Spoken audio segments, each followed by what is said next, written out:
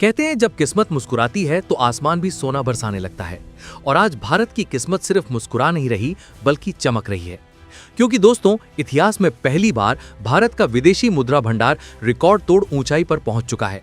ये सिर्फ आंकड़ा नहीं, ये उस शक्ति का संकेत है जो भारत को नई आर्थिक उड़ान देने वाली है। तैयार रहिए, आने वाले समय में दुनिया भारत को एक नई नजर से देखने वाली है। इधर भारत का कद दुनिया की अर्थव्यवस्था में हर दिन और ऊंचा होता जा रहा है और उधर एक ऐसा गेम चेंजर कदम उठा लिया गया है जिससे वॉशिंगटन तक बेचैन है। ब्रिक्स देशों ने डॉलर पर निर्भरता तोड़ने की दिशा में बड़ा वार कर दिया है। अब करीब 95% व्यापार अपनी ही मुद्राओं में हो रहा है। सोचिए, जितना डॉलर का प्रभुत्व कमजोर होगा उतना ही भारत और बाकी उभरती ताकतें मजबूत होंगी। यही वो बदलाव है जिसने अमेरिका की रातों की नींद उड़ा दी है और दुनिया की आर्थिक शक्तियों के संतुलन को हिला दिया है। इसी माहौल के बीच एक ऐसी खबर सामने आई है जिसने पूरा ध्यान अपनी ओर खींच लिया है। ये खबर भारत इजराइल की दोस्ती से जुड़ी है। एक ऐसी दोस्ती जो अब एक नए और बेहद शक्तिशाली मोड़ पर पहुंच रही है। इजराइल, वो देश जिसे दुनिया टेक्नोलॉजी का बादशाह मानती है, और भारत, वो शक्ति जो आज वैश्विक मंच पर लगातार नई ऊंचाइयां छू रही है। सोचिए, जब ये दोनों 7 कदम बढ़ाएं तो नतीजा कितना बड़ा होगा। उसने पहली बार भारत के साथ ऐसा कदम उठाया है जिसने दुनिया को ध्यान से देखने पर मजबूर कर दिया है। कहा जा रहा है कि ये डील कोई सामान्य सौदा नहीं बल्कि करीब 8,000 करोड़ रुपए की मेगा डील है। और सबसे बड़ा झटका, इस पूरी डील का लगभग 30% हिस्सा भारत में ही तैयार होगा। यानी टेक्नोलॉजी इजराइल की, लेकिन शक्ति, निर्माण और उत्पादन भारतीय जमीन पर। बस यही बात चीन और पाकिस्तान की नींद उड़ाने के लिए काफी है, क्योंकि ये सिर्फ सौदा नहीं, ये भारत की बढ़ती सैन्य और तकनीकी ताकत का ऐलान है। और ऐसे ऐलान चुपचाप नहीं होते, दुनिया सुनती है। यानी मेड इन इंडिया अब सिर्फ नारा नहीं बल्कि जमीन पर उतर चुकी ताकत है। और भारत इजराइल की ये नई साझेदारी ने वॉशिंगटन से लेकर लंदन तक हलचल मचा दी है। अब दुनिया सोचने पर मजबूर है, आखिर इजराइल जैसा हाईटेक सुपर पावर भारत पर इतना भरोसा क्यों कर रहा है। ये सिर्फ डील नहीं, यह विश्वास है, ये भविष्य है। जहां कल तक भारत तकनीक खरीदता था, आज दुनिया भारत को तकनीक का पार्टनर बना रही है। और यही वजह है कि पश्चिमी देश भी अब भारत की तरफ देख रहे हैं, क्योंकि जिसने इजराइल का भरोसा जीत लिया वो अब सिर्फ बाजार नहीं, वैश्विक शक्ति बन चुका है। अब कहानी यही नहीं रुकती, असली खेल तो आगे है। यही वो मोड़ है जहां भारत अब सिर्फ खरीदार नहीं बल्कि दुनिया को तकनीक देने वाला निर्माता बन के उभर रहा है। यही कारण है कि ये डील किसी साधारण सैन्य समझौते की तरह नहीं देखी जा रही। ये भारत की बढ़ती हुई क्षमता, आत्मनिर्भरता और वैश्विक शक्ति के उदय का जीता जागता प्रतीक बन चुकी है। आज भारत हथियार नहीं, तकनीक बना रहा है, और आने वाले समय में दुनिया वही सुनेगी जो तकनीक का मालिक कहेगा। दोस्तों, ये सिर्फ शुरुआत है, असली बदलाव अब होने वाला है। अब असली खेल यहीं से शुरू होता है।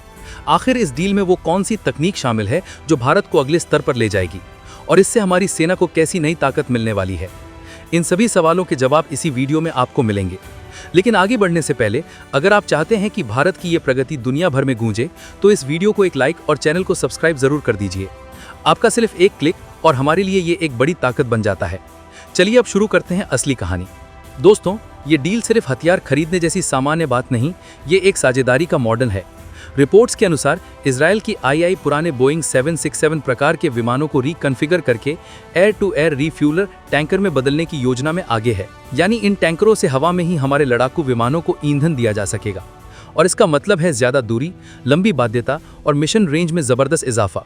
इसका सीधा मतलब समझिए, अब राफेल हो या तेजस, हमारे लड़ाकू विमान बिना रुके दुश्मन के दिल तक पहुंचा करेंगे।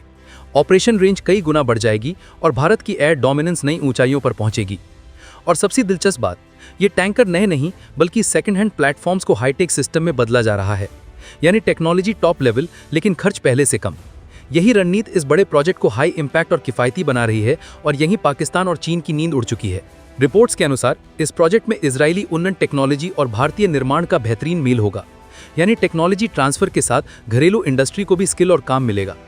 कहा जा रहा है कि इस डील का करीब 30% हिस्सा मेक इन इंडिया के तहत देश में ही बनेगा, और इस वजह से सार्वजनिक और निजी दोनों तरह की भारतीय कंपनियां, HAL और कई अन्य उपक्रम इस प्रोजेक्ट में हिस्सेदार बनेंगी।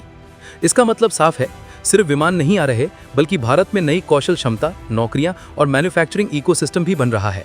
इस प्रोजेक्ट के तहत भारत में एयरक्राफ्ट के महत्वपूर्ण मॉड्यूल्स और पार्ट्स असेंबल किए जाएंगे। साथ ही कई स्पेयर कंपोनेंट्स का निर्माण भी यहीं होगा।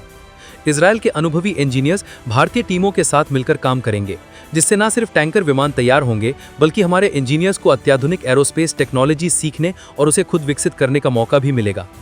यानी हर विमान के साथ भारत की तकनीकी क्षमता और आत्मनिर्भरता भी उड़ान भरेगी। ये फैसला भारत की डिफेंस इंडस्ट्री के लिए गेम चेंजर साबित होने वाला है। इससे न सिर्फ हमारी घरेलू रक्षा क्षमता मजबूत होगी, बल्कि आने वाले समय में भारत हाईटेक मिलिट्री प्रोजेक्ट्स में और भी बड़ी भूमिका निभाएगा। इसका सीधा फायदा हमारे मैन्युफैक्चरिंग सेक्टर और रोजगार पर पड़ेगा। और अब बात करते हैं इसकी सबसे बड़ी ताकत की, मिड एयर रिफ्यूलिंग। ये सिर्फ टेक्नोलॉजी नहीं, बल्कि किसी भी आधुनिक एयरफोर्स की रीढ़ होती है। इससे लड़ाकू विमान हजारों किलोमीटर दूर तक बिना रुके ऑपरेशन चला सकते हैं। यानी भारत की आकाशीय शक्ति अब और भी तेज, लचीली और दहाड़ती हुई नजर आएगी। अब तक भारत के पास पुराने L-78 टैंकर थे, जिनकी मेंटेनेंस लागत ज्यादा और रिलायबिलिटी कम थी, इसीलिए ये विकल्प सीमित थे। नए टैंकरों से हमारी रेंज बढ़ेगी और इंडो पैसिफिक के किसी भी हिस्से में मिशन करने की क्षमता बेहतर होगी। इसीलिए ये सिर्फ वायुसेना का सुधार नहीं, बल्कि हमारे संयुक्त रक्षा अभियानों का भी अपग्रेड है।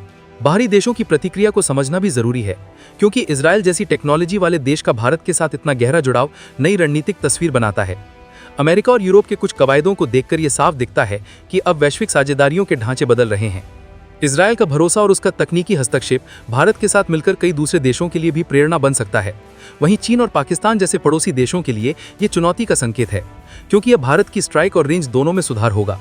कुल मिलाकर ये डील भारत को सिरफिरा बना देगी, ऐसा नहीं कहा जा सकता, पर यह कदम हमारी ताकत बढ़ाने की दिशा में एक बड़ा कदम है। आखिरकार इस पूरी प्रक्रिया का सबसे बड़ा फायदा ये होगा कि भारत अब केवल खरीदार नहीं रहेगा, बल्कि निर्माता और तकनीक का साझेदार बनेगा। जब किसी उन्नत टेक्नोलॉजी का हिस्सा हमारे देश में बनता है, तो भविष्य में वही टेक्नोलॉजी और प्रोडक्ट्स भारत से दूसरे देशों को भी एक्सपोर्ट किए जा सकते हैं। इससे हमारी डिफेंस इंडस्ट्री की छवि बदलेगी और ग्लोबल मार्केट में हमारा भरोसा बढ़ेगा। और सबसे जरूरी बात यह है कि ये सब धीरे धीरे भारत की तकनीकी आत्मनिर्भरता को मजबूत करेगा, जिससे आने वाले समय में और भी बड़े और जटिल प्रोजेक्ट भी देश में ही हो पाएंगे। भारत और इजरायल की ये साझेदारी सिर्फ आज की जरूरत नहीं, बल्कि आने वाले दशकों की दिशा तय करने वाली है। जब इजरायल जैसा टेक्नोलॉजी के रूप से शक्तिशाली देश भारत पर भरोसा जताता है, तो ये साफ संकेत है कि भारत अब दुनिया की रक्षा तकनीक का अहम केंद्र बनता जा रहा है। इस डील के बाद भारतीय इंजीनियर्स और टेक्निकल टीमों को ऐसे प्रोजेक्ट पर काम करने का अनुभव मिलेगा जो अब तक केवल कुछ विकसित देशों तक सीमित था। इससे भारत की डिफेंस इंडस्ट्री को नई पहचान मिलेगी और आगे चलकर भारत दूसरे देशों को भी इसी तरह की तकनीकी सेवाएं देने की स्थिति में होगा।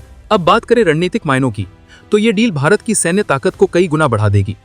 हवा में ईंधन भरने की क्षमता मिलने के बाद वायुसेना की स्ट्राइक रेंज हजारों किलोमीटर तक बढ़ जाएगी, जिससे भारत अब केवल अपनी सीमाओं तक सीमित नहीं रहेगा। ये क्षमता भारत को इंडो पैसिफिक क्षेत्र में और भी सक्रिय भूमिका निभाने का मौका देगी।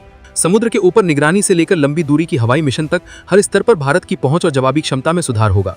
यही कारण है कि चीन और पाकिस्तान दोनों इस डील से बेचैन हैं, क्योंकि अब भारत की ताकत सिर्फ संख्या में नहीं, बल्कि तकनीक में भी उनसे कहीं आगे जा रही है। सरकार के स्तर पर भी ये डील आत्मनिर्भर भारत की सोच को मजबूत करती है।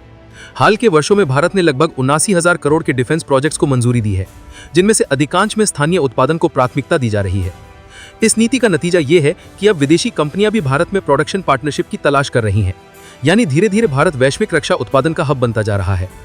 ये बदलाव न सिर्फ तकनीकी दृष्टि से अहम है, बल्कि अब भारत की आर्थिक और राजनीतिक स्थिति को भी मजबूत बनाता है। नई पीढ़ी के इन टैंकर विमानों के आने से भारतीय वायुसेना की ताकत, रेंज और मिशन क्षमता तीनों में भारी सुधार होगा। हर विमान में मेड इन इंडिया की छाप होगी, जो ये साबित करेगा कि भारत अब केवल ग्राहक नहीं, बल्कि निर्माता भी है। यही आत्मनिर्भरता भारत को उन देशों की कतार में खड़ा कर रही है जो अपनी रक्षा जरूरतें खुद पूरी करते हैं। ये डील आने वाले समय में और भी कई देशों को भारत के साथ जुड़ने के लिए प्रेरित करेगी।